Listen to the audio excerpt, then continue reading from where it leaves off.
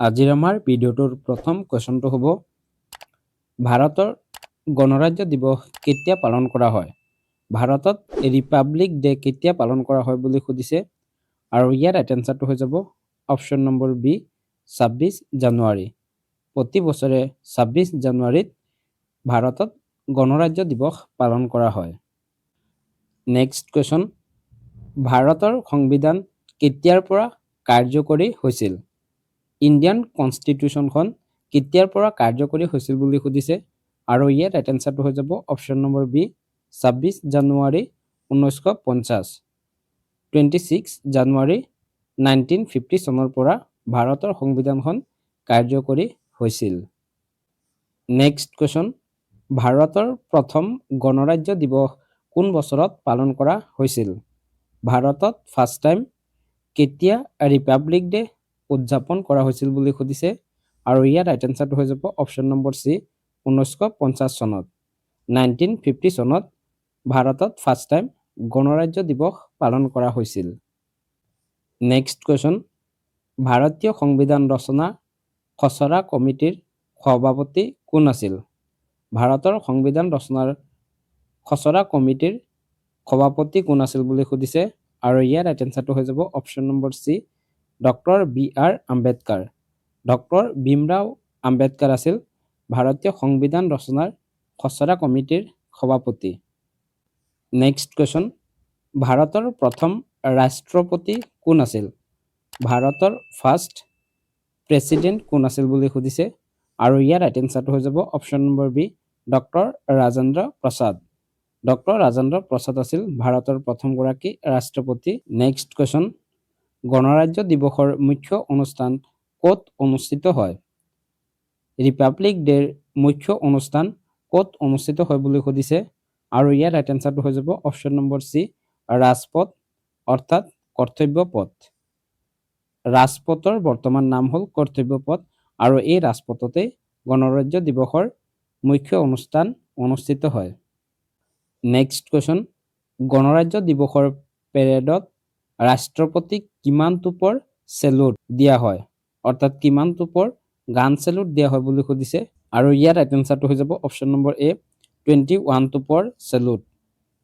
21 টোপৰ গান চেলুট দিয়া হয়। নেক্সট কুৱেশ্যন, ভাৰতৰ ৰাষ্ট্ৰীয় পতাকাখনৰ ডিজাইন কোনে কৰিছিল?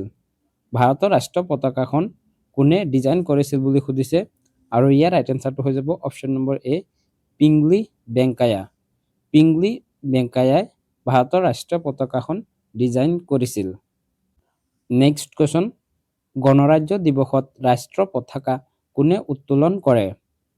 ৰিপাব্লিক ডেত কোনে ভাৰতৰ ৰাষ্ট্ৰীয় পতাকাখন উত্তোলন কৰে বুলি সুধিছে আৰু ইয়াৰ ৰাইট এনচাৰটো হৈ যাব অপশ্যন নম্বৰ চি ৰাষ্ট্ৰপতি। ভাৰতৰ ৰাষ্ট্ৰপতিয়ে গণৰাজ্য দিৱসৰ দিনা ৰাষ্ট্ৰীয় পতাকা উত্তোলন কৰে আৰু স্বাধীনতা দিৱসৰ দিনা প্ৰধানমন্ত্ৰীয়ে ভাৰতৰ ৰাষ্ট্ৰীয় পতাকাখন উত্তোলন কৰে। নেক্সট কুৱেশ্যন, ভাৰতীয় সংবিধানত কিমান ভাগ আছে? ভাৰতীয় সংবিধানত কিমানটা পাৰ্ট আছে বুলি সুধিছে আৰু ইয়াৰ ৰাইট এনচাৰটো হৈ যাব অপশ্যন নম্বৰ বি 22। ভাৰতীয় সংবিধান অৰ্থাৎ ইণ্ডিয়ান কনষ্টিটিউশ্যনত মুঠ 22টা পাৰ্ট আছে। নেক্সট কুৱেশ্যন, ভাৰতীয় সংবিধানত বৰ্তমান কিমান অনুচ্ছেদ আছে? ইণ্ডিয়ান কনষ্টিটিউশ্যনত বৰ্তমান কিমানটা অনুচ্ছেদ আছে বুলি সুধিছে আৰু ইয়াৰ ৰাইট এনচাৰটো হৈ যাব অপশ্যন নম্বৰ বি 448। ভাৰতীয় সংবিধানত বৰ্তমান 448 আৰ্টিকেল অৰ্থাৎ অনুচ্ছেদ আছে। নেক্সট কুৱেশ্যন, গণৰাজ্য দিৱসৰ পেৰেডত কোনে কোনে অংশ লয়? গণৰাজ্য দিৱসৰ পেৰেডত কোনে কোনে অংশ লয় বুলি সুধিছে আৰু ইয়াৰ ৰাইট এনচাৰটো হৈ যাব অপশ্যন নম্বৰ চি সেনা অৰ্ধসামৰিক বাহিনী আৰু ৰাজ্যসমূহ। ভাৰতীয় সেনা অৰ্ধসামৰিক বাহিনী আৰু ৰাজ্যসমূহে গণৰাজ্য দিৱসৰ পেৰেডত অংশগ্ৰহণ কৰে। নেক্সট কুৱেশ্যন, ভাৰতৰ ৰাষ্ট্ৰীয় সংগীত জন গণ মন গাওঁতে কিমান সময়ৰ ভিতৰত গাব লাগে? জন গণ মন কিমান সময়ৰ ভিতৰত গাব লাগে বুলি সুধিছে আৰু ইয়াৰ ৰাইট এনচাৰটো হৈ যাব অপশ্যন নম্বৰ ডি 52 ছেকেণ্ড। 52 ছেকেণ্ডৰ ভিতৰত ভাৰতৰ ৰাষ্ট্ৰীয় সংগীত জন গণ মন গাব লাগে। নেক্সট কুৱেশ্যন, ভাৰতীয় সংবিধান গ্ৰহণ কৰা হৈছিল কোন তাৰিখে? ভাৰতৰ সংবিধানখন কেতিয়া গ্ৰহণ কৰা হৈছিল বুলি সুধিছে, আৰু ইয়াৰ ৰাইট এনচাৰটো হৈ যাব অপশ্যন নম্বৰ চি 26 নৱেম্বৰ 1949 চনত। 26 নৱেম্বৰ 1949 চনত ভাৰতৰ সংবিধানখন গ্ৰহণ কৰা হৈছিল। নেক্সট কুৱেশ্যন, ভাৰতৰ ৰাষ্ট্ৰীয় পতাকাৰ দৈৰ্ঘ্য আৰু প্ৰস্থৰ অনুপাত কিমান? ভাৰতৰ ৰাষ্ট্ৰীয় পতাকাৰ দৈৰ্ঘ্য আৰু প্ৰস্থৰ অনুপাত কিমান বুলি সুধিছে, আৰু ইয়াৰ ৰাইট এনচাৰটো হৈ যাব অপশ্যন নম্বৰ ডি 3:2। ভাৰতৰ ৰাষ্ট্ৰীয় পতাকাখনৰ দৈৰ্ঘ্য আৰু প্ৰস্থৰ অনুপাত হ'ল 3:2, অৰ্থাৎ দৈৰ্ঘ্য হ'ব লাগে 3 আৰু প্ৰস্থ হ'ব লাগে 2। নেক্সট কুৱেশ্যন, ভাৰতক গণৰাজ্য বুলি কিয় কোৱা হয়? ভাৰতক গণৰাজ্য বুলি কিয় কোৱা হয় বুলি সুধিছে, আৰু ইয়াৰ ৰাইট এনচাৰটো হৈ যাব অপশ্যন নম্বৰ চি জনগণে নিৰ্বাচিত প্ৰতিনিধিয়ে শাসন কৰে। ভাৰতত জনগণে নিৰ্বাচিত প্ৰতিনিধিয়ে শাসন কৰে বাবে ভাৰতক গণৰাজ্য বুলি কোৱা হয়। নেক্সট কুৱেশ্যন, গণৰাজ্য দিৱসৰ দিনা কোনটো সন্মান প্ৰদান কৰা হয়?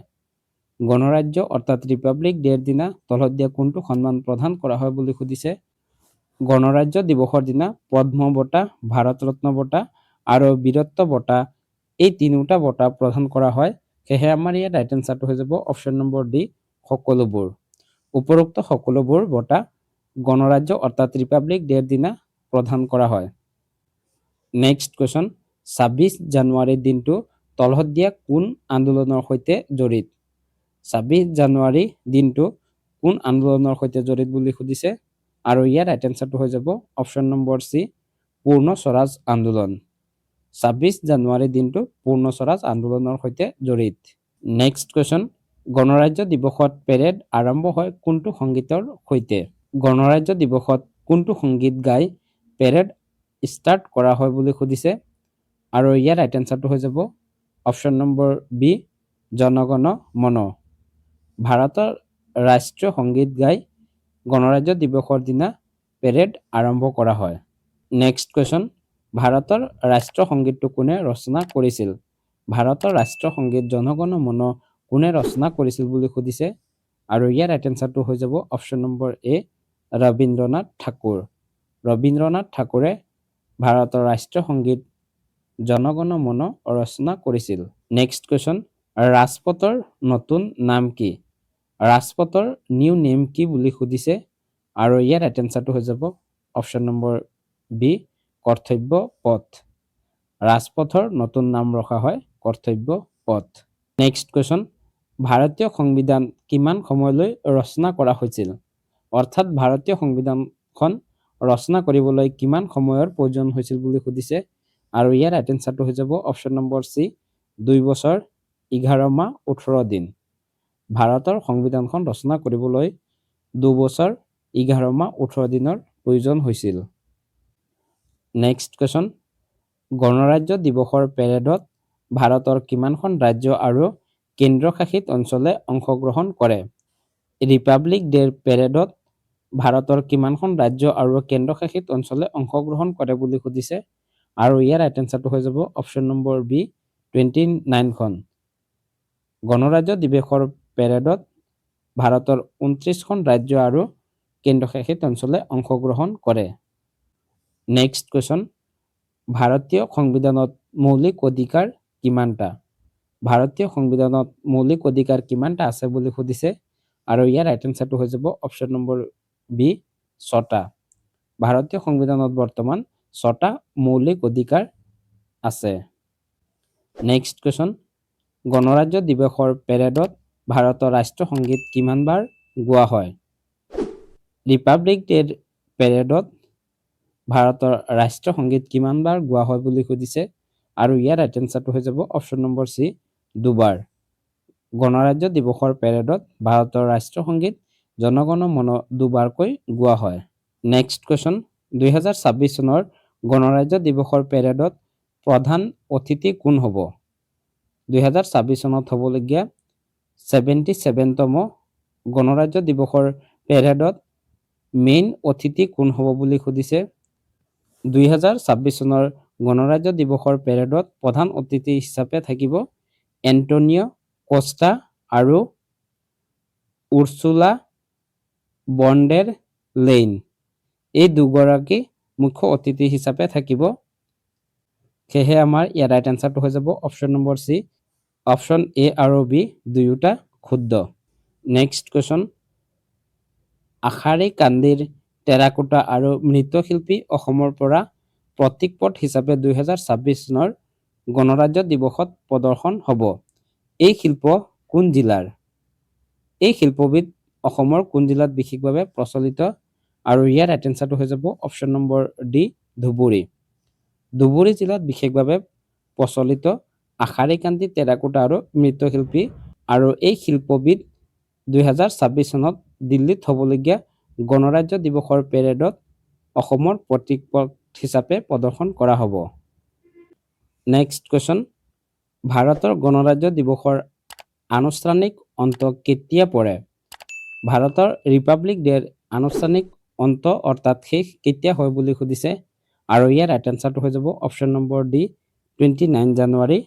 29 জানুৱাৰীৰ সন্ধিয়া ভাৰতৰ গণৰাজ্য দিৱসৰ আনুষ্ঠানিকভাৱে অন্ত পৰে।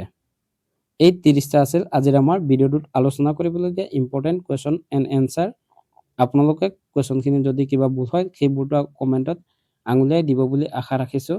ইয়াৰ পিছত আজিৰ প্ৰশ্নটো হ'ল, গণৰাজ্য দিৱসৰ দিনা ৰাজ্যসমূহত ৰাষ্ট্ৰীয় পতাকা কোনে উত্তোলন কৰে? ৰিপাব্লিক ডেৰ দিনা ৰাজ্যসমূহত ৰাষ্ট্ৰীয় পতাকা কোনে উত্তোলন কৰে বুলি সুধিছে। ইয়াৰে 4টা অপশ্যন দিয়া আছে।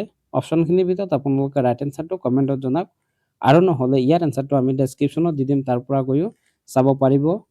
ভিডিঅ'টো যদি এতিয়ালৈকে চাই আছে তেতিয়াহ'লে ভিডিঅ'টোত এটি লাইক কৰি দিব, আৰু আমাৰ চেনেলটো যদি এতিয়ালৈকে ছাবস্ক্ৰাইব কৰা নাই তেতিয়াহ'লে চেনেলটো ছাবস্ক্ৰাইব কৰি ৰাখিবলৈ অনুৰোধ জনাইছোঁ। ভিডিঅ'টো শেষলৈ চোৱাৰ বাবে ধন্যবাদ। জয় আই অসম।